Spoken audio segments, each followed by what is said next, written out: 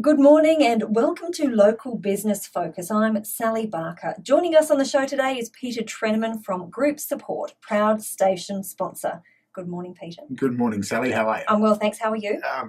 Yes, it's been interesting weeks, hasn't it? As we've been talking about things, we're just off air. We're just talking about, going to Peru and the answer to life being 42 and all that sort of stuff. And today, we're talking about singing. From the same song sheet. Absolutely. And I need to remind people that they need to talk with their trusted IT provider, their guru, their go-to person. Make sure they've got the right idea. Talk to them about what's going on. Make sure they get a good grip. And I also need to say that anything I say is general advice only. It can't be taken specifically unless I'm specifically talking to you.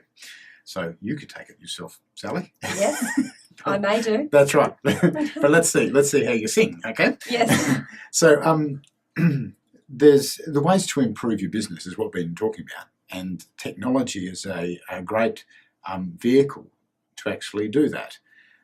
Today we're talking about music or song sheets, okay? And each person's taste in music is unique, okay? They all have a different take on it. And there's nothing to tell us all apart aside from our music tastes. I like both sorts. If you've ever heard of the Blues Brothers and listened to the Bob's Country Bunker, they have both country and western. It's a fantastic joke in our family, in our house. It's a constant reference to people who are have limited tastes in music. I'm not saying that that's limited, but So I'm a country music fan. I like country music as one of several things, Yes. But they knew what their clientele wanted, and they provided it. Okay, Pity Jake stuffed it up, and although it was hilarious with his "Stand by Your Man," 30 times, it's not so hilarious when you stuff up the real relationship with your client. No. Okay, and that's something when we're talking about. So. To get it right and to get your relationship with your client right, you need a good foundation. And you don't need the likes of Jake coming in and singing the same thing and drinking all the beer. A system that you can repeat, we've spoken about that before, meaning the customer and the staff and everybody involved knows what to expect, knows what the next step is, knows how to start the process and what's at the end. The icing on the cake, of course, is the smile. The attention to detail, remembering names, recollecting events that you've shared with the client and previous conversations. So the clients get comfortable to come back. There's no effort to come back. It's easy for them to come back because they know. You've built that relationship. You've built the relationship. Yeah. That's exactly it. And you can't do the chatting, okay, if you're concentrating so hard on making sure you don't stuff everything else up. Yes. Okay? So let's make it easy for your staff, easy for you to maintain, to collect and to create and maintain that relationship. Yes. With your client. Yes. Do the important things. So what sort of system do you use to do that? Okay, what sort of base system do you use to make it easier? When you get an email, does it automatically filter into your system? When you do a quote, is the reference number the same throughout your system so that should the client come back and say, about that quote, I don't want this, I don't want that, I do want this, I want extra of those. Can you refer to that? The sale, the calls, the transactions, are they all in the same system so you can search them? Okay. There's systems available that are available for you to use, and the good ones cost money. And yes, they do, but they'll make you so much more money than you can possibly believe. Bad ones will cost you anyway. Absolutely. So let's get to the point. I've got some notes here so I can stay on track because the last couple of weeks I've drifted a bit. So when you refer to a transaction number or an order number, do you do so all the way through your conversation with the client, with verbal conversations, email conversations, transactional conversations, like invoices and quotes? Do you refer to that order number all the way through? Make it consistent. Can you give us an example of a conversation? Okay, right. So Francesca, Yes. let's do a female Frank today. Francesca wanted a laptop. Okay, so Francesca asked us about the best laptop. We sent her a quote with 2 or 3 different versions on it, and each of the versions of the quote were numbered A, B, C, D. Okay, so let's say it was 5286 was the number. Okay, so it's 5286A, 5286B, 5286C. The quote numbers were the same prefix with ABC. So she's chosen B. Come back to us and said, "Can I pay by credit card?" No problem at all. So we handle that quote, send it to my receptionist, who handles all the credit card things because she's got all the tools at her disposal. Francesca rings in, does the transaction online, okay, make sure she's got all the right money and all the right details, okay, and my receptionist takes the transaction, matches it against the quote, creates an invoice for Francesca and sends it back to Francesca with a reference to the quote, 5286B. That then goes into my system for my boys to pick up and to order the products. So they order the products, and there's several tasks that are spawned from that product, from that thing where they need to order it, make sure it's delivered, make sure it's delivered on time, make sure it's the right product, make sure it turns on, it works, the hard drive is there, make sure the operating system is installed, that it doesn't need 2.5 gig of downloads for a patch as soon as the client opens the laptop, all customer service things. So they can do that because they know they're just following a procedure. Okay, because they see the list of things that has to be done and say, right, this is the laptop, and we've ticked certain things and crossed certain other things off, so that at the end of the day, Francesca gets a laptop. She's got a power board, an extra monitor. Okay, she's got the latest version of Windows. It's been patched, ready, up to date, and there's a note on the keyboard saying, just make sure you install your antivirus because we don't have a copy of it. Okay. Yep. Now they're all customer service things. That's the way she wanted her laptop, and that's the way she gets her laptop. It's delivered to her door. Yeah. Okay. Now we can do all that because we know that at the end of the day, the boys go back and the checklist is there. They can tick it all off. They know it's been paid because Hayley's ticked the box to say it's been paid.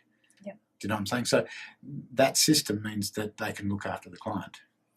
Yep. The client got a text on Tuesday to say we had the gear. It all arrived, it'll be ready on Thursday.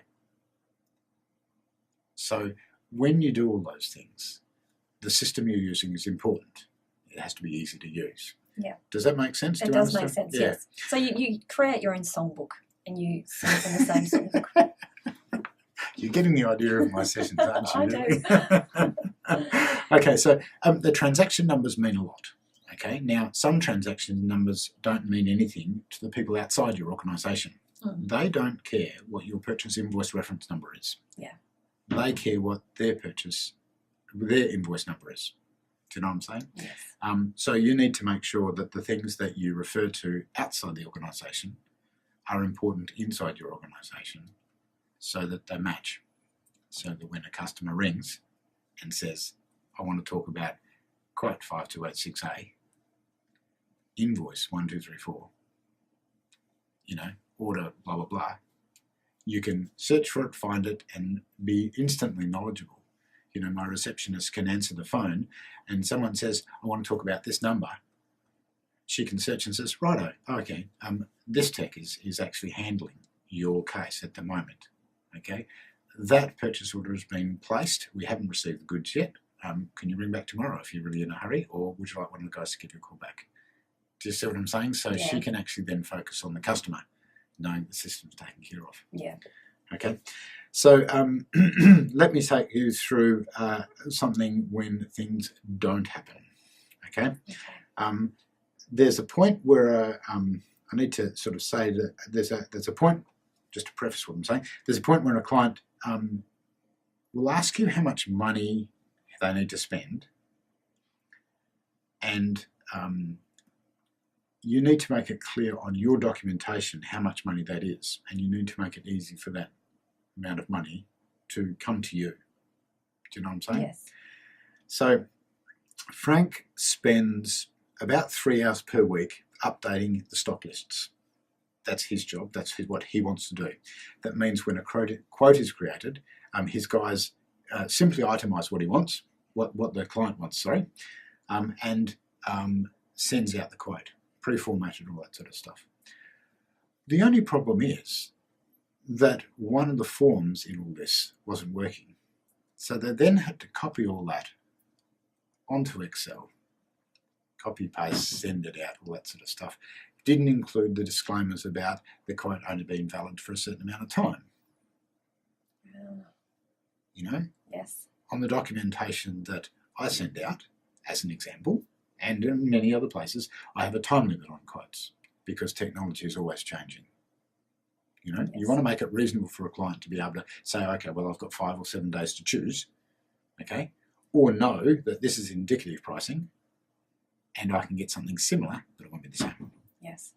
You know, and we try our best to make it the same, but, you know, like everything else, things move fast. You know, I'm trying to get a laptop for my son. I got a range of 3 or 4, went home. He wasn't home for the weekend. On Monday afternoon, he came home and looked at the list and said, oh, can I have one of those? So I went back in Tuesday morning. None of them were available anymore. Oh, no. Run out of stock, out of model, all that sort of stuff. So I had to repeat the process 3 times, before I got one that he liked and that was in stock. Okay? It's ready to go. Yeah. Do you know? So let me talk about another Frank who's actually got it right. He puts weights on each product in the back end. So when the freight is calculated on the items that a client wants, the freight is automatically calculated to include the crates, whether it has to go air freight or road, whether it has to be in boxes or crates, or how it has to be transported. And the staff don't have to actually do anything more than check to make sure they've got the client's correct postcode of their delivery address. Oh. You know, that plays an importance. So one of the questions you have to ask is this the right address that you're going to, that we're delivering to? That makes it easy. If that's the only thing they have to remember, you know, what else do you want to do? So the customers give approval for a quote. It comes back in, a purchase order is sent out. Now, when the purchase order goes to the vendor, do you include that reference number of the quote to the vendor? So that if the vendor queries something, okay, you've got a reference back to the original quote. Okay, now you don't have to put the client's name. A reference number, which is 5286B, means that you can match that to the quote that was originating there. Now, there are systems in place. Technology, computer systems, software will actually do all that for you. You know, you don't have to do too much, okay? But you have to get the system, obviously. Yeah, of course. So we spoke about doing new things a week or so ago. The idea of actually exploring what you can do better in your business is what a business consultant is for. Yes. You know, and in my networking group, I've got several business consultants, and that's what they do for a living. It's part of what I do for a living, exploring new technology with clients. You can find people with expertise to give you different inputs. So ask. And back to the point of singing, Jake didn't get it quite right. The point is to take money from the client. You know, he drank the first beer, got it for free, and then drank all the other beers, so they end up with nothing. Which is a bit of an indictment about the payment of performing artists. You know, they don't get paid much. No. Okay, and the expectation they're also not educated very well. So whether you want to get out on the golf course, you want to sing on a stage, you want to go and do something else, what are you doing so that your system in the office is right, so that your client relationships are maintained? Well, you need to keep on top of it, really, don't you? Absolutely. Absolutely. Seek new things, sort out what you're doing, okay, and seek some advice. And that's what this is all about, isn't it? It is. And you give us some wonderful advice. Thank you. And thank you so much for joining us again this morning on Local Business Focus. Peter Trenaman from Groupsupport, proud station sponsor. Thanks for having me.